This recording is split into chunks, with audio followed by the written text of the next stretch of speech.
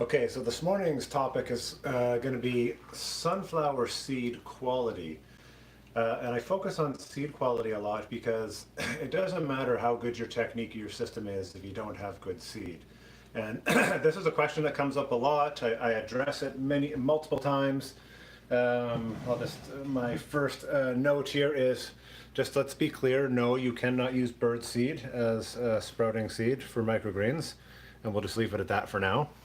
So I'm going to look at a few characteristics of seed here to think about when you're looking at seed quality. So the first thing is you can actually determine a lot of seed quality before you even buy it. Number one, by knowing your source.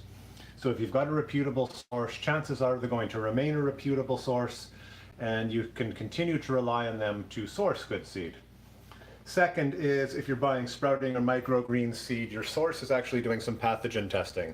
That way you know that the seed has been tested for quality in terms of human pathogens, and that's one less thing you have to worry about, even if you are sanitizing your seed. The third thing is germination rate. And you should never buy a seed without knowing the germination rate, because really any seed that doesn't germinate is waste to you. Now, germination rate will vary between crops and will vary between lots. So it's really good to know what an expected germination rate is. You know, for some crops it might be 70%, but others it should be 95 to 100. So in the case of sunflower here, I'm always buying my sunflower from the same source. I know it's tested, and I actually often ask for the country of origin as well, because over the years I've just learned that different countries provide you with different seed. The three main sources for sunflower seed that I've used have been Canadian seed, Italian seed, and American seed. And in order of quality, I would say generally the Canadian seed has performed best for our system, but that might be a slight bias. The American seed has been very consistent and generally on par with the Canadian seed, and often a little cleaner. But the Italian seed is one that I've had trouble with, and that's the seed I'm going to look at here today, because even though it has a good germination rate and it's been quality tested, one of the challenges with this seed is its variability in size.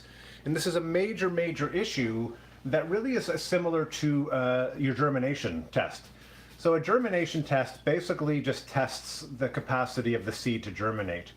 What it doesn't do, and what there is another test for, is vigor, which means after the seed germinates, how well does it continue to grow? And the challenge with this seed, which I find with the Italian seed, is the variability in size. So you've got seed of varying size, which means you've generally got seed of varying vigor. The bigger the seed, often the more vigorous it is because it has more stored energy. The challenge with having a seed of different sizes is you're going to have crops that grow at different rates. And there's only so much you can do to control that. And I've talked about how to control that in some of my other videos. But there's only so much you can do. And the challenge with that is you're cutting a crop, and you've got some tall ones that are, 6 inches tall, and other ones that are 2 or 3 inches tall that haven't opened up and haven't shed their hull, which makes processing a lot more difficult. So this is a really important thing to know about sunflower. And when you're sourcing seed, what I recommend doing is actually getting a small sample of that seed, even just a kilogram or so, to take a look at that seed, to grow it out and test it, to get a sense of the quality there. So that's really important. So every time I get a batch of sunflower, I take it out, I take a look at the variation in size, I just lay it out on a white piece of paper like this.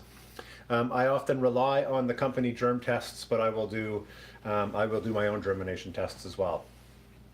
The other thing is, if you're going to buy quality seed, you need to maintain that quality. And I've had this question a lot about how often or how long can you keep seed. So once again, that's going to vary with seed type. Sunflower will last several years for sure, and storing it is going to help keep it, maintain its vigor over that time. So for my home system, I'm going to rotate things a little bit here. So it comes in a bag, but what I do is I take my seed and I put it into a plastic bin, and it's got a lid on it here, so I keep it covered and fairly well sealed. I keep it on the bottom shelf of my system, which gets a little less light and it's a little cooler down there. So you're looking for dark, cool, dry conditions to store your seed. Because if you don't have those conditions, you're basically deteriorating seed quality on a daily basis. So your rule of thumb is your relative humidity plus your temperature in Fahrenheit should be less than 100. So just take that in for a second. And those are sort of the conditions under which your seed is going to store the longest. So if you've got like a cool basement, it's dark, there's low humidity, your seed is going to keep very, very well. For long-term keeping, you can freeze seed, but because it's something you're going to be accessing a lot, and freezing seed takes energy, generally just cool and dry is going to work for you. Chances are you're going to be replenishing your seed stock all the time anyways. You can't buy, you generally can only buy so much seed because you're only going to have so much available cash. So just keeping that in mind. And if you're a home system, you're only going to have so much storage space. So having any more than 10 kilograms of seed is just going to be not very feasible. So that's a little bit of insight into seed. To reiterate, you cannot grow a good quality crop without good quality seed. Here I focused on sunflower, but it applies to any crop. And over time, what you're going to notice is some seeds are consistently good and they're reliable. You don't have to do as much testing. And other seed, like sunflower, actually colored radish is another one that I find. You need to be really testing that seed.